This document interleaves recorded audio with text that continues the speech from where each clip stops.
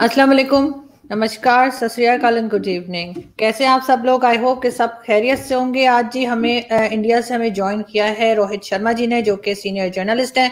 Thank you so much Rohit ji कि आपने आज शो ज्वाइन किया। आज हम रोहित जी जरा ये बात करना चाहेंगे कि मीडिया पे बात करते हैं कि आखिर क्या आपको डिफरेंस क्या लगता है इलेक्ट्रॉनिक मीडिया और सोशल मीडिया में।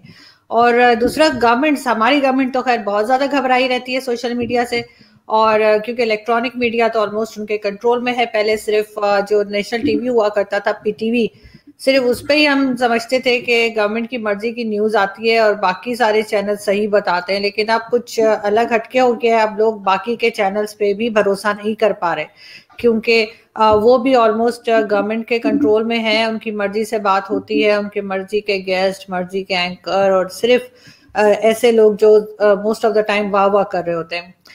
सोशल मीडिया से भी गवर्नमेंट परेशान रहती हैं, और इंडिया में भी हमने देखा, अभी ट्विटर के ऊपर एक इशू उठा था और कहा गया कि जी फेसबुक और ट्विटर बंद कर देंगे।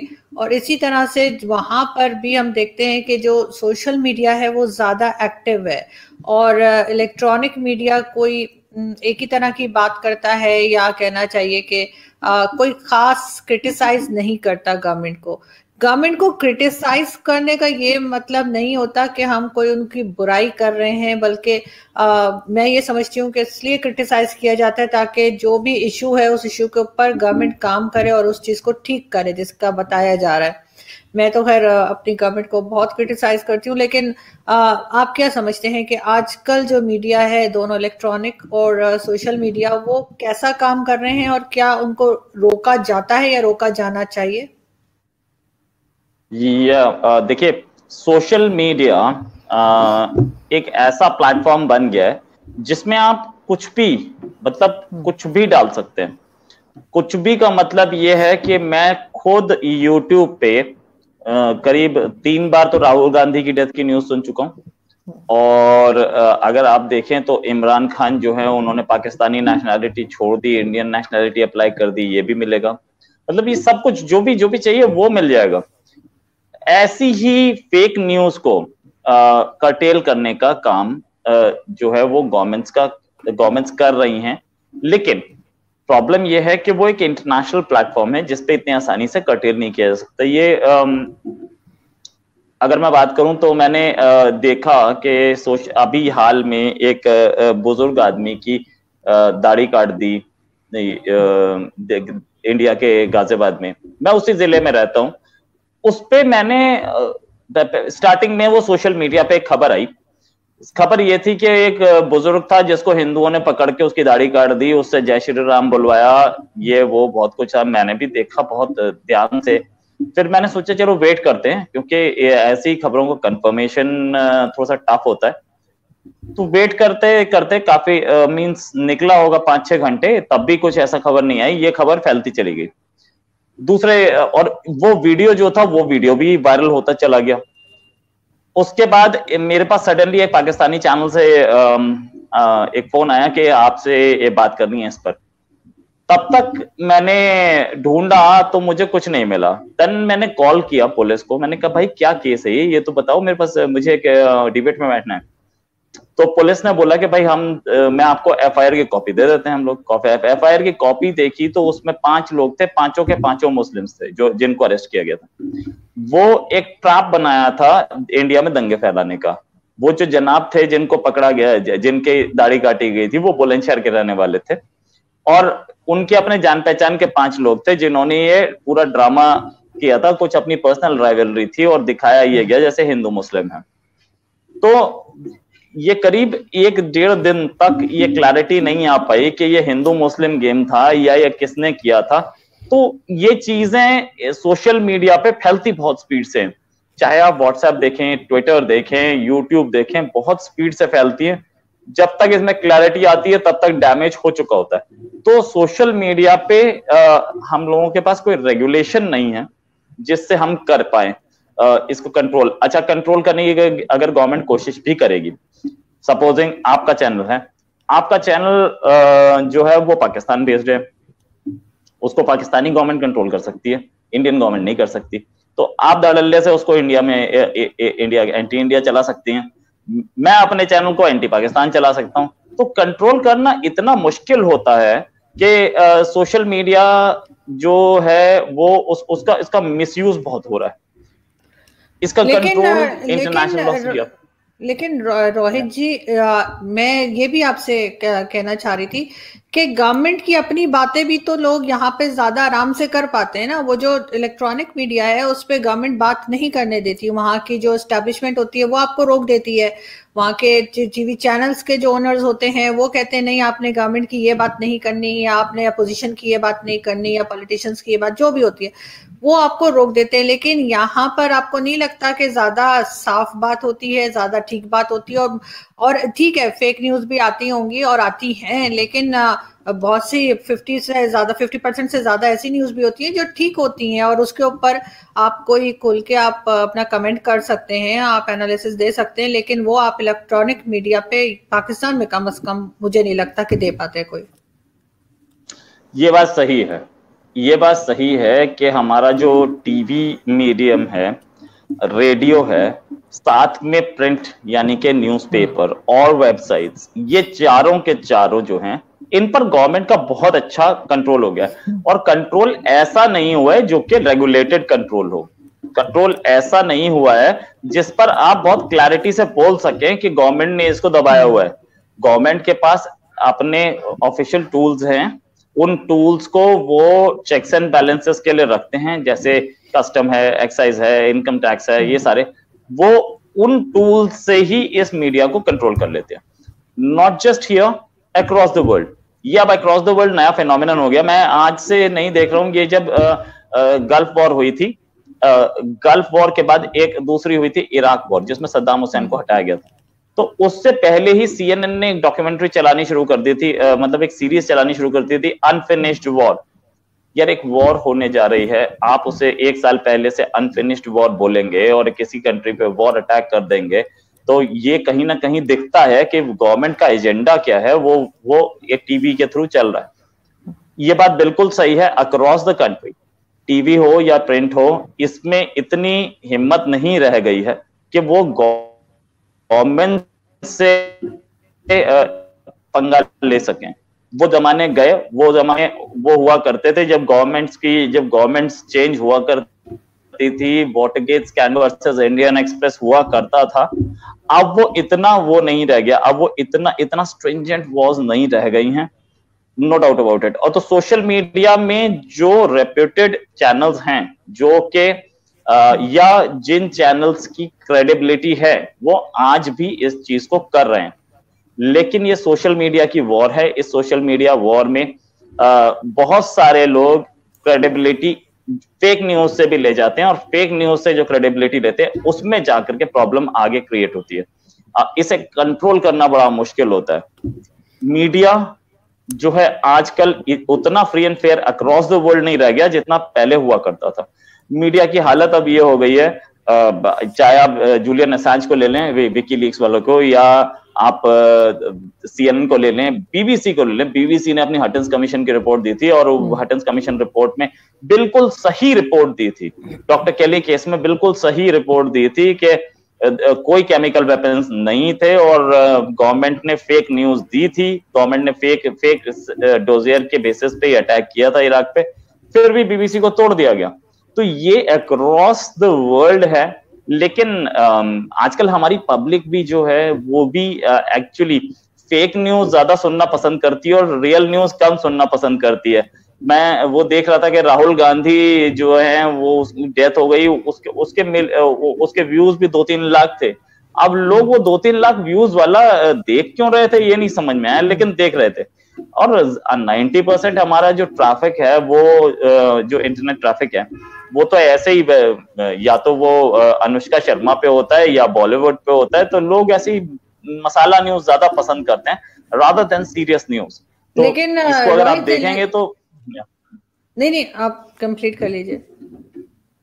हाँ, इसको अगर आप देखेंगे तो मसाला, हम लोग वी लव डिजास्टर्स, हम लोग डिजास्टर्स पसंद करने लगे हैं। और फ्रैंकली स्पीकिंग, अगर आप नॉर्मल न्यूज चैनल्स की भी टीआरपी पैटर्न्स देखें तो उसमें भी अगर एक कार क्रैश हो गई या किसी कोई सीसीटीवी आया किसी के एक्सीडेंट का, तो वो खबर ज्यादा टीआरपी उठाती है रादर देन एक न्यूज जो कि कोई पॉलिटिकल न्यूज है उससे।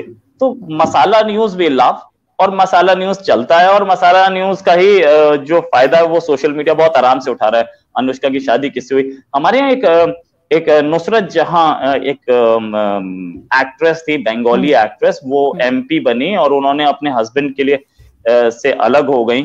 तो वो उन्होंने बोला कि भाई मेरी मैरिज जो थी वो वैलिड नहीं थी, तो इसलिए मैं अलग हो रही हूँ। उसमें वो न्यूज एकदम ट्विटर पे एकदम ब्लास्ट करी और ऐसे मिलियंस ऑफ हिट्स पे गई। फिर उसके बाद अब वो उनकी टाइम्स ऑफ इंडिया ने, किसी न्यूज़पेपर ने उनकी बेबी बम्प की फोटो छापी, तो ये भी कि शी इज प्रेग्नेंट, ये भी ट्रेंड कर रहे थे इंडिया में। मतलब आपके पास कोरोना है, कोरोना वैक्सीन है, आपके साथ और भी प्राइम मिनिस्टर ने कुछ बोला, आज योगा डे, ये सब नहीं, सीधे हिट करता है वही वो नुसरत जहां का बेबी बम्प। सो मतलब मैरिज किसी से हुई, अब बेबी बम्प किससे है वो और उसके नीचे लोगों ने भाई आप फादर्स डे पे ये तो ढूंढ लो कि इसका फादर कौन है, ये सारी चीजें। तो ये लोगों को ये ज्यादा पसंद आता है। लेकिन रोहित जी, अगर हम सोशल मीडिया से मूव करके जो मेन स्ट्रीम मीडिया होता है उस पे जाएं और न्यूज़पेपर्स पे जाएं, तो वो कहाँ तक आप समझते हैं कि अभी भी ठीक है? क्योंकि हमारे यहाँ तो जो टीवी चैनल्स आ रहे हैं जो वो भी कंट्रोल्ड लगते हैं, उसमें भी ऐसा लगता है कि जो गवर्नमेंट कहेगी वही बात होगी, जो गवर्नमेंट कहेगी वही गेस्ट बैठेंगे, वही होस्ट भी वही होंगे, गेस्ट भी वही होंगे, बात भी वही होगी। बल्कि आज बड़ा मजे का किसी ने लिखा था ट्विटर पे कि जी मैंने सुबह को न्यूज़पेपर खरीदा तो मुझे पता लगा कि न्यूज़पेपर तो पहले ही बिका हुआ है। तो वो इस तरह की लाइंस भी लोग लगा देते हैं, आपको पता है। तो यहाँ पर किस चीज पे फिर हम भरोसा करें? ठीक है, सोशल मीडिया अगर हम साइड पे कर दें, जो ये मेन स्ट्रीम मीडिया आ रहा है उस पे भी लोग ट्रस्ट नहीं कर पा रहे। मेन स्ट्रीम मीडिया पे ट्रस्ट करना बहुत टफ हो गया, इसमें कोई शक नहीं। न्यूज तो न्यूज है, लाइक न्यूज जो है वो फैक्ट होती है। देखिए, एक न्यूज की डेफिनेशन इंडिया में, इंडिया टुडे एक मैगजीन थी, उसके ऑफिस में लिखी होती थी किसी जमाने में। वो मैगजीन बंद हो गई, इंडिया टुडे एक चैनल बन गया। उसमें लिखी होती थी और वो डेफिनेशन ये थी कि news is what somebody somewhere is trying to hide, rest all is advertisement. तो इस डेफिनेशन को अगर आप देखें तो इस डेफिनेशन पे कोई न्यूज चलती हमें नहीं दिख रही है। सारा एडवर्टाइजमेंट चल रहा है, चाहे वो इमरान खान की प्रेस कॉन्फ्रेंस हो या प्राइम मिनिस्टर मोदी की योगा डे का स्पीच हो, या प्राइम मिनिस्टर मोदी ये बोल रहे हो कि मैं पूरे कंट्री को फ्री में वैक्सीनेट करूंगा। This all comes to advertisement. News इतना उसमें दिखती नहीं है और कोई किसी में हिम्मत भी नहीं रह गई कि अब वो अंदर जाकर के न्यूज निकाल के दे। तो यस, सोशल मीडिया इस पर बहुत काम कर रहा है, लेकिन सोशल मीडिया फिर वही बोलूंगा कि सोशल मीडिया में प्रॉब्लम फिर वही है कि they are more interested in the baby bump of Nusrat Jahan rather than this corona और समथिंग एल्स। और जहां तक चटकारे वाली न्यूज, बी ग्रेड मूवीज, जो हमारे यहाँ मतलब एक हमारे यहाँ एक जमाना हुआ करता था जब इवनिंग न्यूज़पेपर्स आते थे, अब तो शायद आते नहीं है। तो इवनिंग न्यूज़पेपर्स जो होते थे उसमें साइड में एक सुंदर सी फोटो होती थी और उसी फोटो पे वो पूरा न्यूज़पेपर बिकता था और कुछ नहीं होता था उसमें। तो वो इवनिंग न्यूज़पेपर्स अब हम सारे दिन देखते हैं। अब हम सारे दिन सोशल मीडिया पे इवनिंग न्यूज़पेपर्स ही देख रहे हैं और ज्यादा से ज्यादा कोई बहुत खूबसूरत सी लड़की की फोटो आप लगा दीजिए तो आपका यूट्यूब वीडियो भी हिट और आपका ट्विटर ट्रेंड भी बन जाएगा बहुत आराम से, क्योंकि we love to see this masala news. हम मसाला न्यूज पसंद करते हैं। और दूसरा, हम डिजास्टर्स पसंद करते हैं। हम लोगों को कोई आदमी आकर के बोले कि देखिए 2 दिन में दुनिया खत्म हो जाएगी तो we will make it a trend instantly. और अगर हम लोगों को कोई बोले कि यार 2 दिन बाद मेहनत करनी पड़ेगी तो शायद हम उस खबर को देखना भी पसंद न करें। तो वो प्रॉब्लम हम लोगों के साथ आ गई। और हम लोग शुरुआत से मसाला तो हमारी सोसाइटी में चलता ही रहा है। मसाले पे हमारे बहुत सारे न्यूज़पेपर्स चले हैं, मसाले पे हमारे बहुत सारे चैनल्स चले हैं। तो मतलब वी हैव कुछ ऐसी एक्ट्रेसेस हैं जो कि मसाला ही देना चाहती हैं और वो मसाला हम लोग देखते भी हैं और मसाला चल भी रहा है। लेकिन रोहित जी, आपको नहीं लगता कि अभी जो हमारे टॉक शोज चल रहे हैं, जो हमारी डिबेट्स, जो पॉलिटिकल डिबेट्स हैं पाकिस्तान की भी और इंडिया की भी, उसको भी हमने काफी ऐसा इंटरटेनिंग बना दिया कि हमें किसी टीवी ड्रामा की उसकी जरूरत नहीं है। अभी जैसे आपने देखा होगा, फिरदौस आशिक अवान जो है, उन्होंने उठकर दूसरे जो पार्टी के मेंबर थे उनके साथ जिस तरह से बात की, और हमारे यहाँ तो जैसे वो हाथापाई हो जाती है, वो आपके यहाँ भी होता है, कभी थप्पड़ मार दिया, कभी पानी फेंक दिया। तो ये सब किस्म के स्टंट से ये जरूर होता है कि कुछ देर के लिए लोग वो चैनल देखने लगते हैं, वो शो देखने लगते हैं, सब एक दूसरे को क्लिप भेजते हैं, सब जितने लोग उसके अंदर होते हैं, चाहे वो एंकर हो या गेस्ट हो, सबके नाम लोग जानने लग जाते हैं। तो आपको लग रहा है कि ये भी कोई खास प्लानिंग के तहत होता है कि हम इस तरह से कुछ प्लान करके उस शो के अंदर गड़बड़ करें ताकि सब लोग देखने लगे, या आपको लगता है कि अब पॉलिटिशियंस ही ऐसे हो गए हैं जो इस तरह की लैंग्वेज यूज करते हैं, इस तरह के एक्शन करते हैं जिससे जाहिर एम्बैरेसमेंट हो जाती है? देखिए, deterioration with the time her institution में आई है। वो चाहे पॉलिटिक्स हो, उसमें भी डिटीरियोरेशन आई है, वो चाहे मीडिया हो, उसमें आई है, चाहे वो गवर्नमेंट की अलग अलग इदारे हों, वो पुलिस सर्विसेज हो, डिटीरियोरेशन सब में आई है।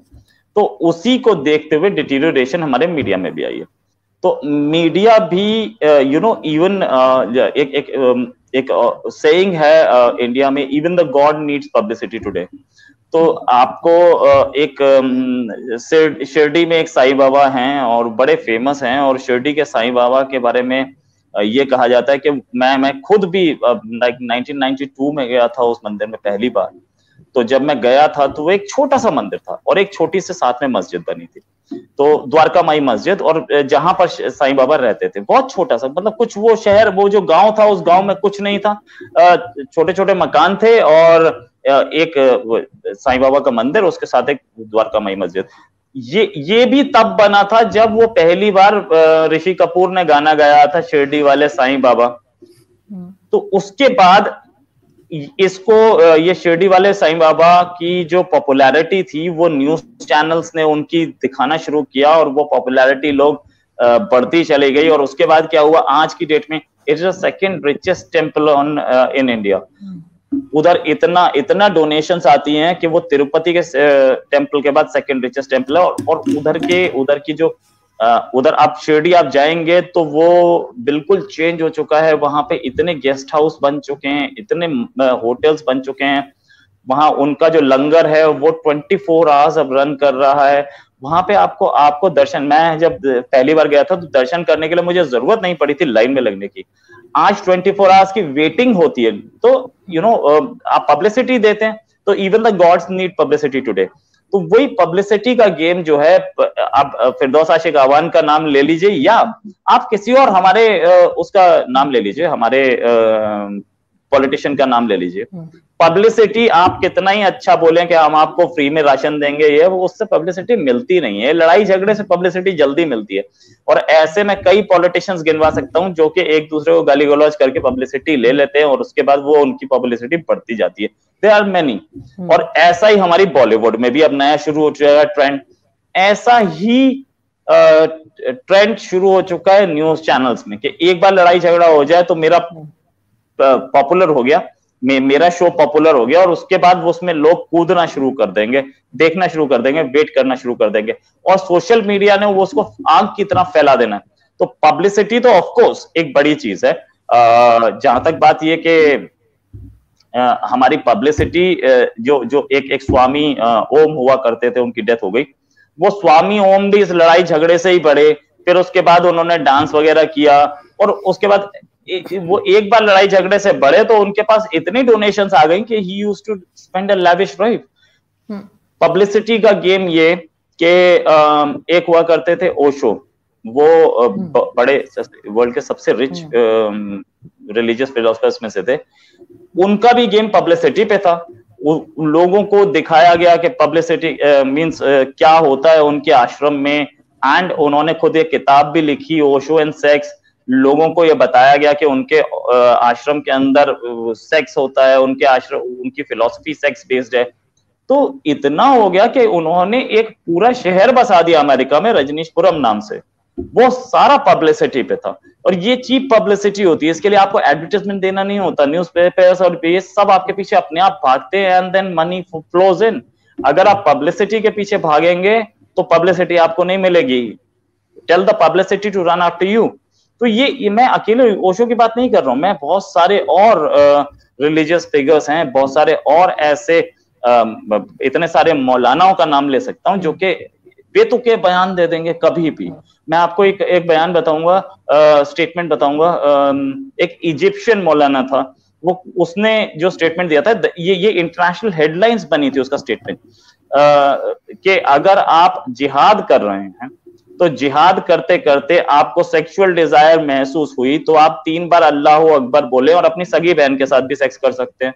ये इंटरनेशनल हेडलाइन बन गई और उस मौलाना को पब्लिसिटी मिल गई, राइट। तो ये कहीं पे भी कुरान में लिखा हो तो दिखा दे वो, लेकिन उसको पब्लिसिटी मिल गई, उसके पास अब पोरन कर गया, खत्म। उसको पैसा चाहिए था, मिल गया, और कुछ चाहिए नहीं था। तो इन तरीके की ये न्यूज अब भी उसमें होगी, अब भी आपको वेब पे मिलेगी, सोशल मीडिया पे भी मिलेगी।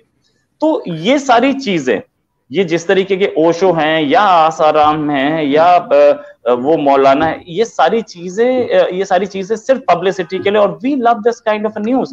जो लोग कंडेम करना चाहते थे इस्लाम को, उन्होंने इस स्टेटमेंट को लेकर के जो कंडेम किया, उन्होंने अपनी पब्लिसिटी ली, ये मौलाना ने अपनी ली, सब अपना चलते चलेगा और मिलता चला गया सब कुछ।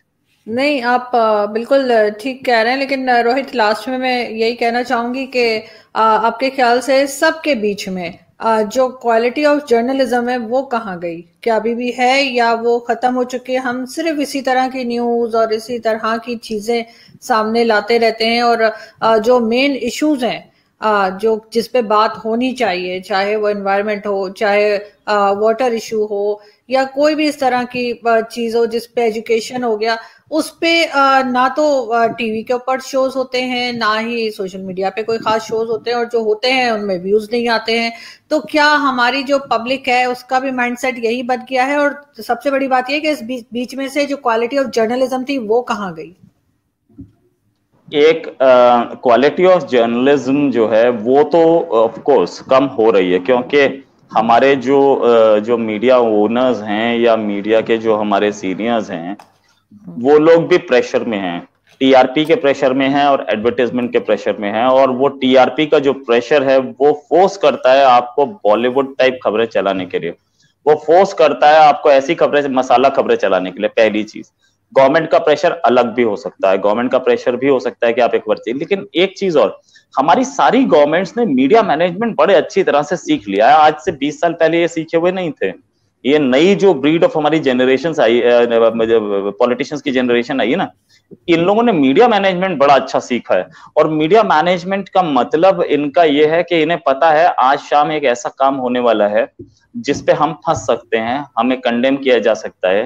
तो ये लोग उससे बड़ी एक बफून खबर डाल देंगे जिस पर मीडिया अपना टीआरपी बटोरने के लिए काम शुरू कर देगा और उनकी खबर साइडलाइन हो जाएगी।